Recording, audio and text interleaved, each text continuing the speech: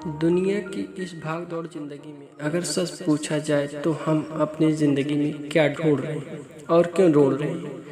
मैं जानता हूँ कि यह एक अजीब सा प्रश्न है। हम अपनी ज़िंदगी में क्या ढूंढ रहे हैं और क्यों ढूंढ रहे हैं। बहुत आसान सा प्रश्न है। क्या जो वो चीज़ हम ढूंढ रहे हैं, जो आप इस प्रश्न का उत्तर जानेंगे इस वीडियो में। डियर ऑल फ्रेंड्स, जैसे जीवन को जीने के लिए हवा, पानी और भोजन की ज़रूरत होती है, ये तो सिर्फ हमारे शरीर को जीने के लिए आवश्यक है। लेकिन कभी सोचा है क्या हम सिर्फ शरीर को ही जीने का अधिकार है? तो बात वही है। अगर तुम भोजन बनाए, अच्छा से अच्छा भोजन बनाए, चलो ये भी ठीक है। हमने अच्छा भोजन तो बनाया लेकिन नमक डालना भूल गए। अगर हम 56 भोग भी बना लें और उसमें नमक और चीनी न डालें तो कैसा लगेगा? शायद आपको समझ में आ गया होगा। ऐसे भोजन का कोई महत्व नहीं है जिसमें कोई स्वाद न हो।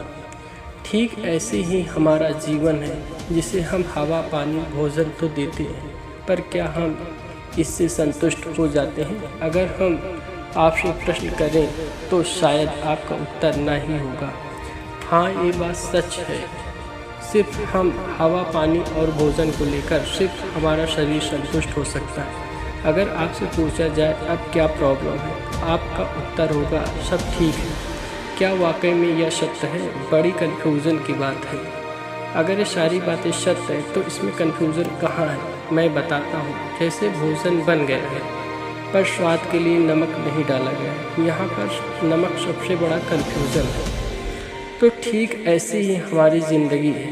आप अपने शरीर को तो संतुष्ट कर लिया, पर हमारी ज़िंदगी में सबसे बड़ी कन्फ्यूज़न हमारी आत्मा होती है। जैसे लोग धन, दौलत, शोहरत से शरीर को संतुष्ट कर लेते हैं पर आत्मा को नहीं। दोस्तों, ये एक बहुत बड़ी सच्चाई है।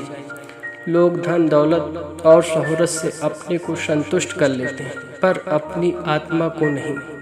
अब जैसे भोजन में टेस्ट के लिए नमक ही उसकी ज़रूरत है और उसकी ज़रूरत पूरी हो जाती है और लोग उस भोजन को खाकर संतुष्ट भी हो जाते हैं। अब बात आती है हमारी आत्मा की संतुष्टि की।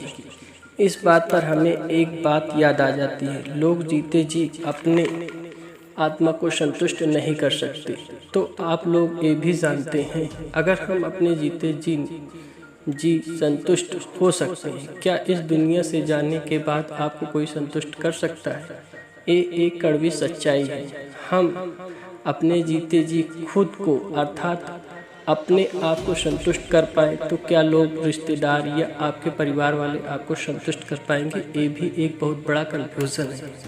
अब आप खुद ही सोचो, आप अपने आत्मा को अपने जीते जी नहीं संतुष्ट कर पाए तो इस दुनिया से जाने के बाद लोग आपकी संतुष्टि के लिए क्या करते हैं, शायद बताने की ज़रूरत नहीं है। कभी कभी ऐसा लगता है जीने से अच्छा है इस दुनिया से चले जाना बेहतर है। लोग आपको वो करते हैं जो आपने कभी सोचा नहीं होगा। आपका दुश्मन भी रो देता है आपके जाने से।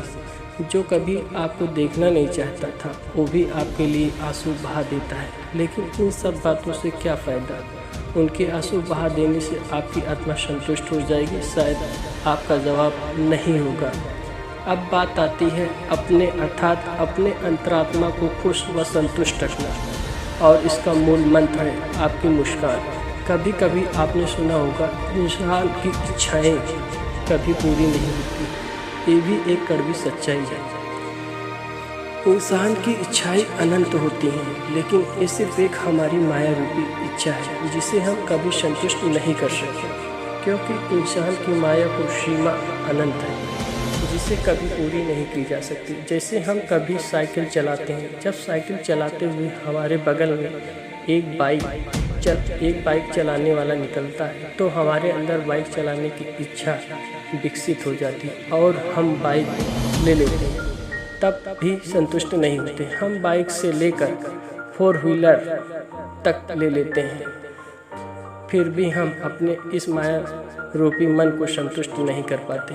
अब आती है हमारी अंतर आत्मा की, जो किसी माया के वश में नहीं होते। जिस प्रकार हम मंदिर जाते हैं, पूजा और प्रार्थना करते हैं, मिठाइयाँ चढ़ाते हैं, क्या हमारे ईश्वर पूजा प्रार्थना और मिठाइयाँ चढ़ा देने से खुश हो जाते हैं? ये तो बस वही बात हुई जैसे हम अपने शरीर को संतुष्ट भोजन और कपड़ों से कर सकते हैं, वैसे हम पूजा प्रार्थना और मिठाइयाँ चढ़ाकर सिर्फ अपने को संतुष्ट कर सकते हैं, ईश्वर को नहीं। ईश्वर सिर्फ भाव के भूखे होते हैं, पूजा प्रार्थना और मिठाइयों के नहीं। जैसे आपकी अंतरात्मा आपकी मुस्कान की भूखी होती है, जो निस्वार्थ और भगवान का भाव और अपने अंतरात्मा की मुस्कान दुनिया के इस माया रूपी धन और शोहरत से नहीं खरीदा जा सकता।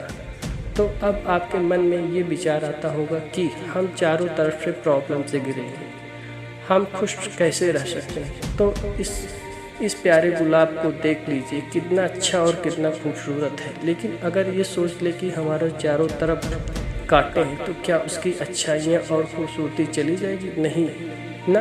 तो ऐसे ही प्रॉब्लम गुलाब के कांटे की तरह है। इन प्रॉब्लम रूपी कांटों को इग्नोर करो और अपनी मुस्कान से इस गुलाब की तरह अपने को अच्छा और खूबसूरत बनाओ। अगर गुलाब ये सोच ले कि हमारे चारों तरफ कांटे हैं, क्या उसकी खूबसूरती चली जाएगी? नहीं ना। तो इस दुनिया में सबसे अच्छा कौन है? सोचो, आप खुद हो। आप ही अपने को भी गुलाब की तरह बना सकते हैं, कांटों रूपी प्रॉब्लम को इग्नोर करके। इसलिए खुश रहना है तो जैसे खाना ज़रूरी, पीना ज़रूरी, सोना ज़रूरी है, तो वैसे ही खुश रहने के लिए मुस्कुराना ज़रूरी है। आदत डालो मुस्कुराने की, दुनिया के लिए न सिर्फ अपने लिए।